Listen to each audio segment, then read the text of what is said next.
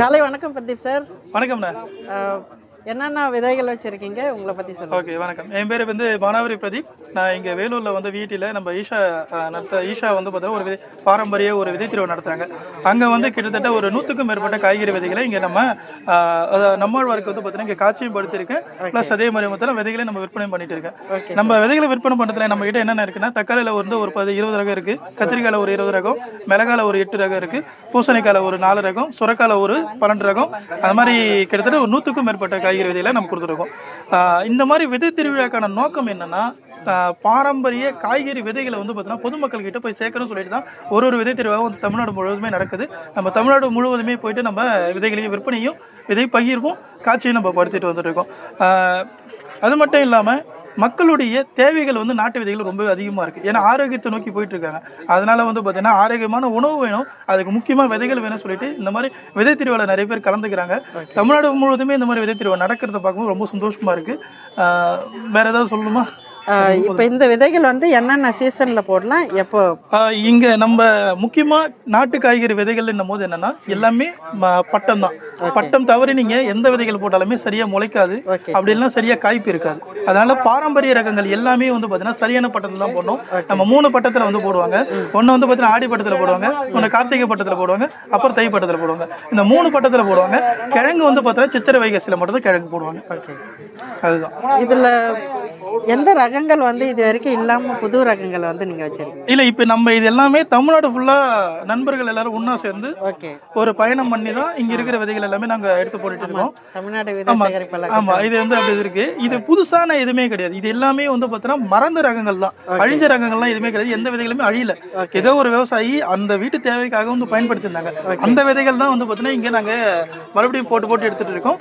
இங்கே நான் இப்போ வச்சுட்டு இருக்க விதைகள் எல்லாமே வந்து பார்த்தீங்கன்னா வெறும் அழகுக்காக இல்லை, கமர்ஷியலாக ஒரு விவசாயி வந்து போட்டு நிறைய விவசாயிகளுக்கு உற்பத்தி பண்ணக்கூடிய ரகங்கள் மட்டும் நான் தேர்ந்தெடுத்து இங்கே பண்ணிட்டு இருக்கேன் நான். ஓகே.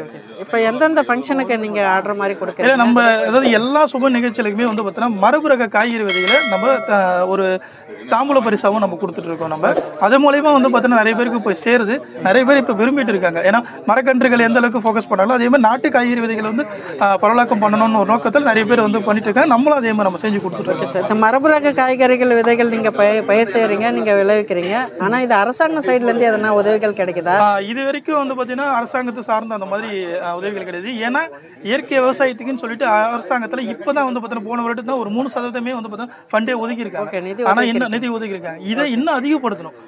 மக்களோட தேவைகள் அதிகமாக இருக்குது. அதே மாதிரி வந்து பார்த்தீங்கன்னா எங்களோட நோக்கமும் என்னென்னா, ஒரு மாவட்டத்துக்கு ஒரு விதை வங்கி, ஒரு கிராமத்துக்கு விதை வங்கி, இப்போ ஒரு போஸ்ட் ஆஃபீஸ் எப்படி ஒரு பஞ்சாயத்துன்னு இருக்குது, அந்த மாதிரி ஒரு விதை வங்கி ஒன்று இருக்கணும்.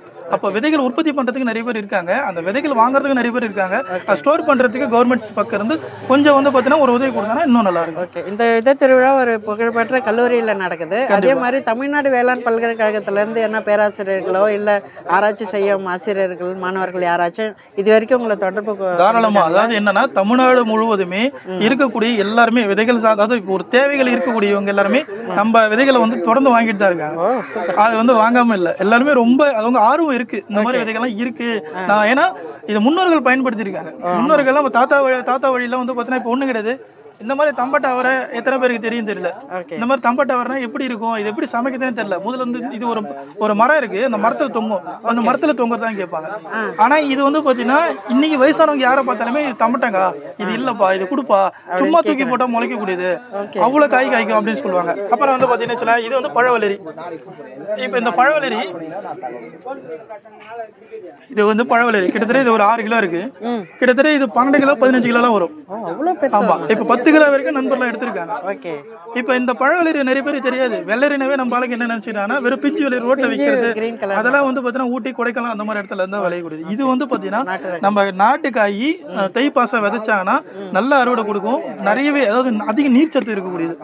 மானாவாரி நிலத்துல வந்து பாத்தீங்கன்னா கலக்கா போடும் போது என்ன பண்ணுவோம், மல்லாட்டை போடும் போது ஊடு பயிரை போட்டு விட்டுருவாங்க. அங்கங்க அவ்வளவு காய் காய்க்கும். இது வந்து வறட்சி காலத்துல இந்த காயோட ஸ்பெஷல் என்னன்னா, இதை நீங்க காயா இருக்கும் போது நீங்க கூட்டு மாதிரி வச்சு நீங்கள் சமைச்சு சாப்பிடலாம். பழமாக இருந்துச்சுன்னா பழத்தை நீங்கள் சாப்பிடலாம். ஓ ஸோ சூப்பர். அந்தளவுக்கு ஒரு சிறப்பான ஒரு காய்கறி தான் இது. இந்த மாதிரி பாரம்பரிய ரகங்களை வந்து தேடி தேடி மக்கள் வந்து பார்த்தீங்கன்னா எடுத்துக்கிறாங்க. எடுத்துக்கிறேன். நீங்கள் சொன்னீங்களே மாணவர்கள், அப்புறம் வந்து பார்த்தீங்கன்னா இந்த அரசாங்கத்தை சார்ந்த வேலை செய்கிறவங்க எல்லாருமே இதெல்லாம் நாங்கள் பார்த்துருக்கோம் கிடைக்கலன்னு சொல்லிட்டு தேடி வாங்குறாங்க. இங்கேயே நிறைய பேர் அந்த மாதிரி தேடி வாங்கிட்டு தான் இருக்காங்க. சூப்பர். நல்லது. நன்றி நன்றிங்க சார். Thank you thank you. இந்த நன்றி.